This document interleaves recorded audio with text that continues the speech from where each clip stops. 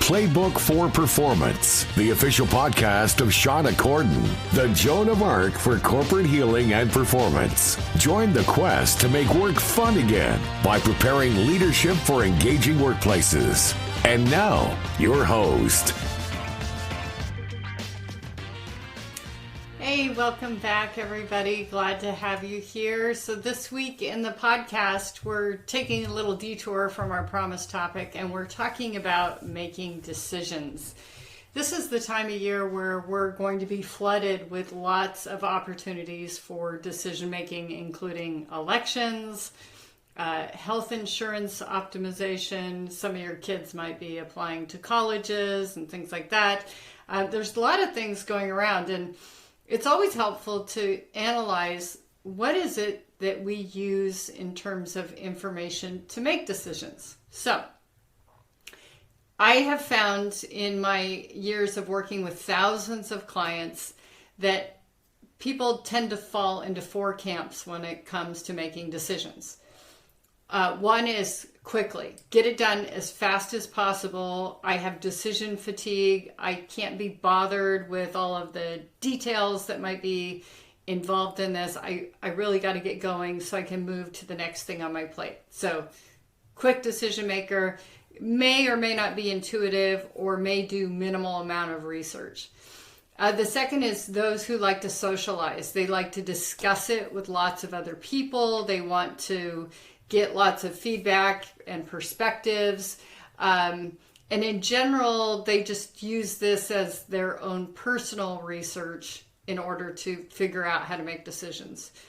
The next group is the one that are the people pleasers. They tend to look at any given situation and say, how can I create the greatest amount of peace for others? So they want to make other people happy. They may also look at it as, well, which has the least amount of effort, upset, concern, things like that. They want to make other people happy and in general make themselves happy too. And then the fourth group is really like my engineers of the world. They want to calculate. They want to weigh the evidence. They want to do lots and lots of research.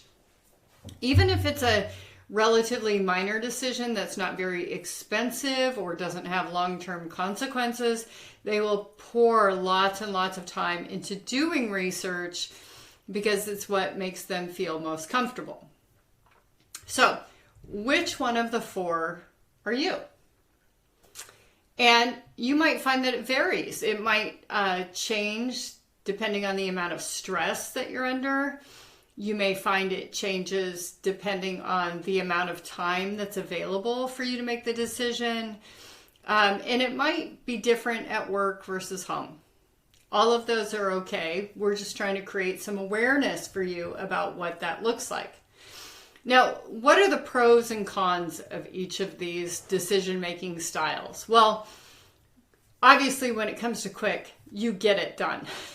Now, if you're the kind of person that regrets decisions made or thinks about decisions you have made and how you could have made them better, this might be a drawback for you in that you spend lots of time coming up with ideas of how you could have done it better, but in reality, even if you took as much time as possible to make the decision, given your personality type, you probably would regret just the same or question just the same. So in that case, I would say making a decision quickly kind of shortens the front end time that's associated with it. And because you're still going to have the regret or questioning piece, regardless of how much time you use to make the decision. Okay, that's been my experience with these folks. Again, ask yourself, is that true? The pros and cons with the socializing, I would say it's great to get lots of input. It's great to get different perspectives. I can't tell you how many times I've been facilitating a mastermind or working with a one-on-one with a client, and I say, have you thought about this, right? That's part of my job, is to offer other perspectives or look at blind spots, and they go, oh, I never thought of it that way. Boy, you just saved me from a potentially fatal decision. Not really fatal, but you know what I mean. So that can be very helpful as long as you're the kind of person who is not overly swayed by others' opinions, which falls into our next camp, the people pleaser camp. So if you feel like you're not overly swayed, if you're consulting with the right people who don't have skin in the game in one way or another, it can be very good. The bad part is generally people have an agenda for you. They want you to behave a particular way because it fits their image of you. It fits what they believe someone of your status should do. It, votes their way, whatever it might be. And so be sure that the people that you're consulting with don't have some kind of skin in the game. They truly are just trying to help you make a decision. And that's one of the best things about having a personal coach is their agenda is your agenda. They don't care what you do. I mean, they care about what's best for you, but they don't have an agenda for you. They don't have an expectation about how you're supposed to behave. So there's the pros and cons there. When it comes to those that are people pleasers, obviously, if you're weighing everyone else's happiness above your own in order to keep the peace, that could set you up for some long-term resentment, disappointment, may not be the best decision overall. So those are some things to think about. However, if you're the kind of person who is content when all of your family members are content and you're not resentful about that, that could be very good for you.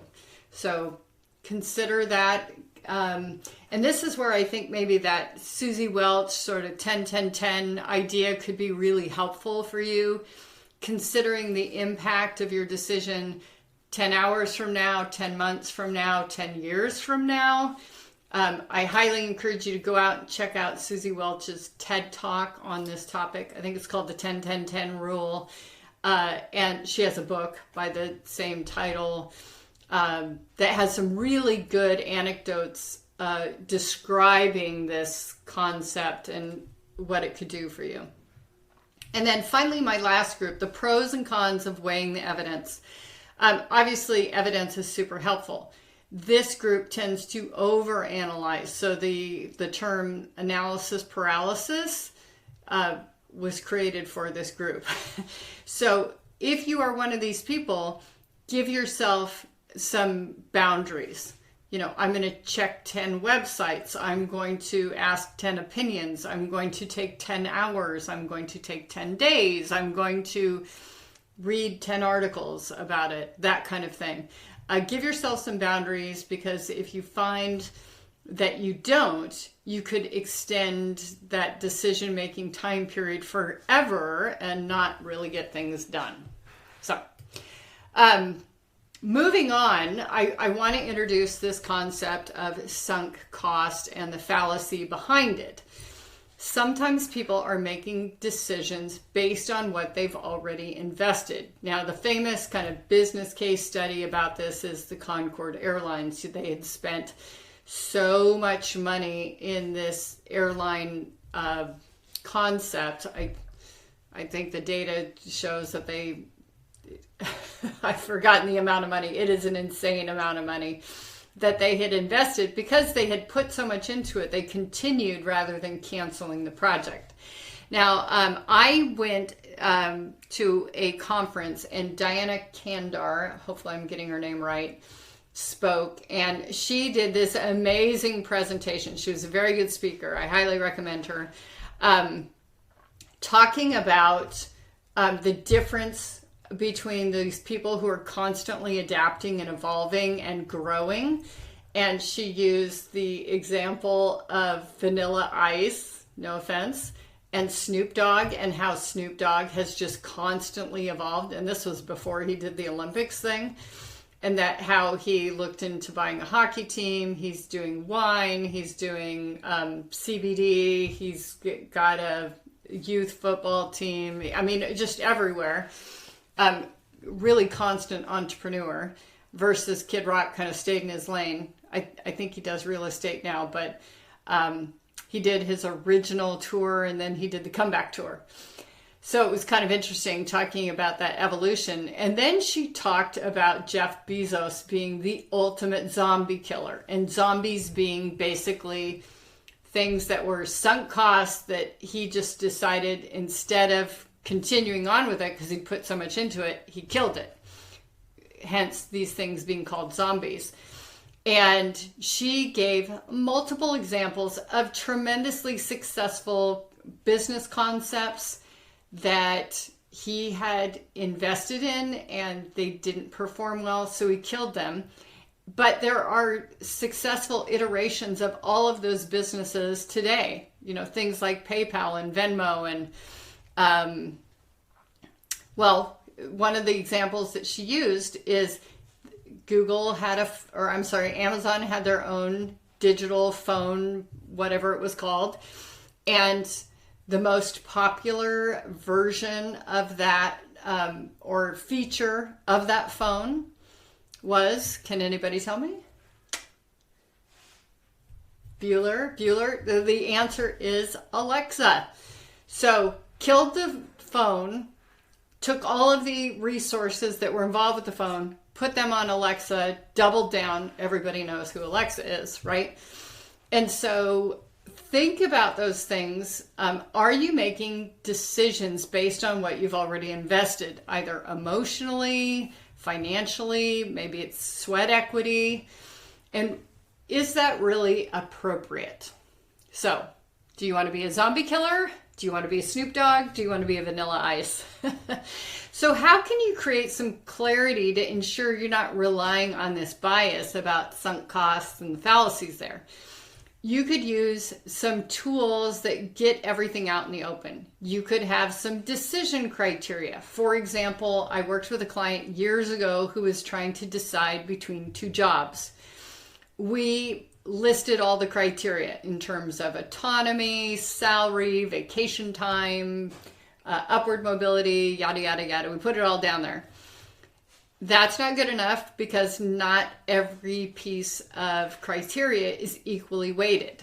So autonomy might be way more important than the number of vacation days and vice versa. So we had to apply some weighting to it. But then as it came down to it, he was kind of hemming and hawing still. And I was like, well, what's this about? Well, clearly he had an emotional preference for one side. He was trying to kind of nudge the numbers a little bit higher in some of the areas and be a little easier in his grading. And I was like, is this because you really just want this one?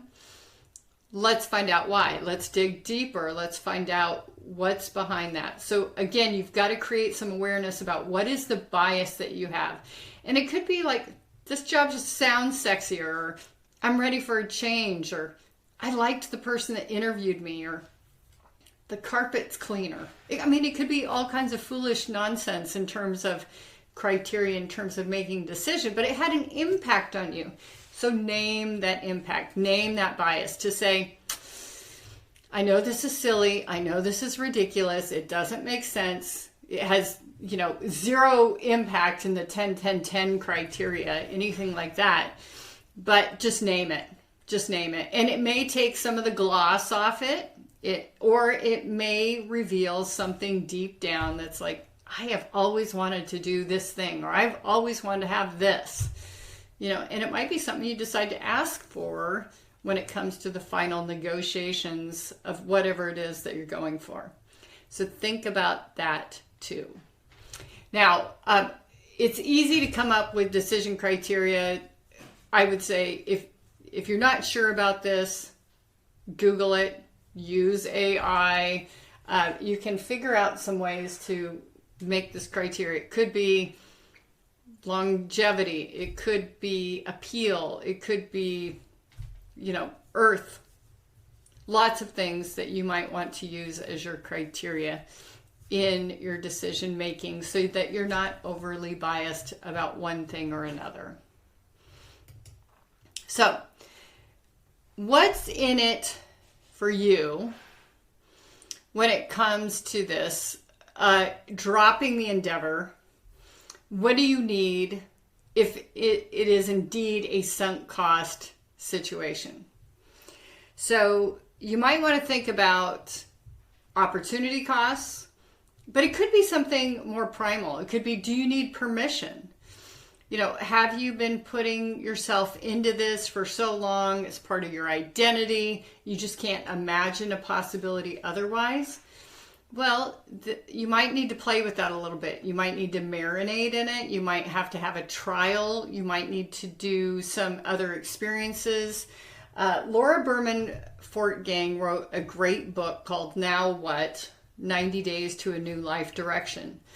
And one of the assignments in this book that I think is so helpful is we tend to romanticize, particular professions or things like that, geographies, you name it. Do some interviews. Pick 5 people who are professional dog walkers and interview them. What do you love about your job? What do you hate about your job? What are the hours that you keep? Things like that. Just so that you are walking into a situation with your eyes wide open and you're not romanticizing what's going on. Sometimes we need to acknowledge, I'm tired. I need a break. I need something different. I'm not 20 anymore, whatever it might be. You might want to also think about, if I paused this, if I canceled this project, if I quit this job, if I quit this relationship, whatever it might be, if you didn't, what are the opportunity costs, right? What does this allow you to lean into if you pause or stop this other endeavor? So this could be something like, I'd have more time to pursue this hobby, or I could get around to volunteering at that place I've always wanted to go to, or I could go back to school. I could spend more time with my aging parents. I could spend more time parenting my children who are glued to their digital devices. All kinds of things. So if you stopped this, if you stopped investing in the Concorde Air program, what could you spend that money on instead? So think about that. And then what is possible? Sometimes it's a hybrid. It's not always black and white. It's not always stop this, start this. It could be part-time. It could be job share. It could be a vacation. It could be a sabbatical. It could be all kinds of things. So think about the possibilities. So often when I was an internal coach, people would come to me and say, I think I want to quit. I want to go to this other job.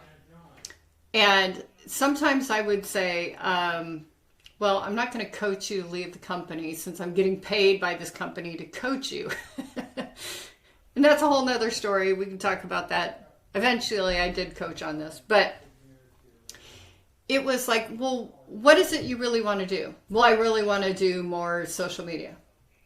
Have you considered proposing this to be a percentage of your job? Well, no, I never thought about that. They'd never let me do it. Are you sure? Have you asked? Sometimes it's growing a very small slice of our pie chart into a bigger piece. And that's enough to kind of scratch that itch and satisfy where you really want to be. It could be that you adjust the hours that you're in the office. It could be a work from home day. It could be, or a work from the office day. Thinking about those things in terms of the possibilities can be super helpful in making those decisions, getting more data, making sure you don't have bias, and really looking at that whole sunk cost idea. So, homework for this week, because coaching without action is just entertainment. Consider a trial. Whatever it is, this decision that you need to make, can you rent it? Can you borrow it? Can you try it on for size? Is there a way to test this theory that you have? Create a hypothesis. What do you think the result will be? Test for it. Again, from Laura Berman Fortgang's Now What book, there's a fabulous exercise that's called 5 Works of Fiction. And it's this free-form kind of journaling exercise where you, in the case of the book, we're really looking at My ambition is to become a dog walker. How am I going to get to where I am now, to where I want to be? I'm going to write 5 little short stories of fiction that get me to dog walker status. Okay? Instead of this case where we want to be the dog walker, think about the decisions you need to make with the different outcomes. What would it be like if you voted this way and you didn't vote the other way? What would it be like if you opted for that high definition plasma television and put it in the living room? What would it be if you spent that money on a vacation instead? Consider the different ideas and play with it. Let your imagination run wild with this, because it'll give you an idea of possibility, and you can reverse engineer it to say, how do I get from here to there? Okay. Consider Googling some cost-benefit analysis, simple details about decisions. And consider something like the 10-10-10 rule about making these decisions. And then finally, depending on if you're a people pleaser or not, consider working with a mentor who has nothing to gain, or a personal coach, someone who just wants the best for you, isn't selling the product you're considering. Seek a mentor with nothing to gain to ask for their opinion, and be sure to let them know ahead of time, I'm not necessarily going to make the decision you offer, but I would like your input on blank. My husband has this habit of, when we go to a restaurant, I will say, what do you recommend? But my husband makes the statement first, I'm not necessarily going to recommend this, but I'd like to know what your favorite thing is on the menu. So he feels like he's not being rude if, like, he says, oh, I don't want that.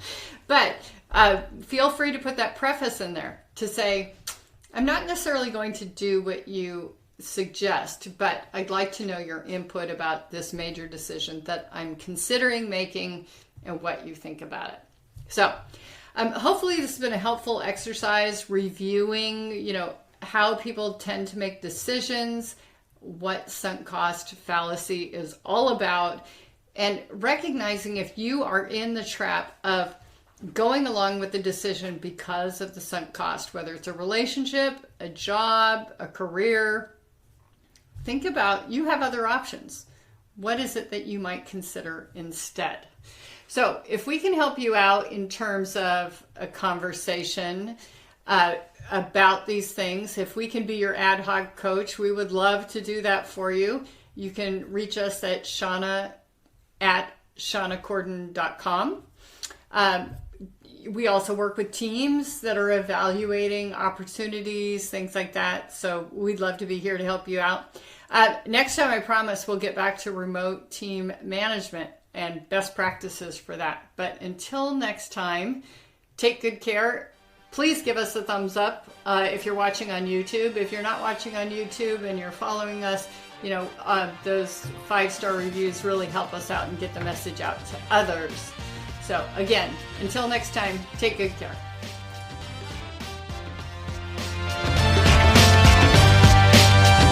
Thank you for listening to Playbook for Performance. To learn more about Shauna Corden, her consulting programs and tools, please visit her website at shaunacorden.com and follow us on social media at Shauna Corden.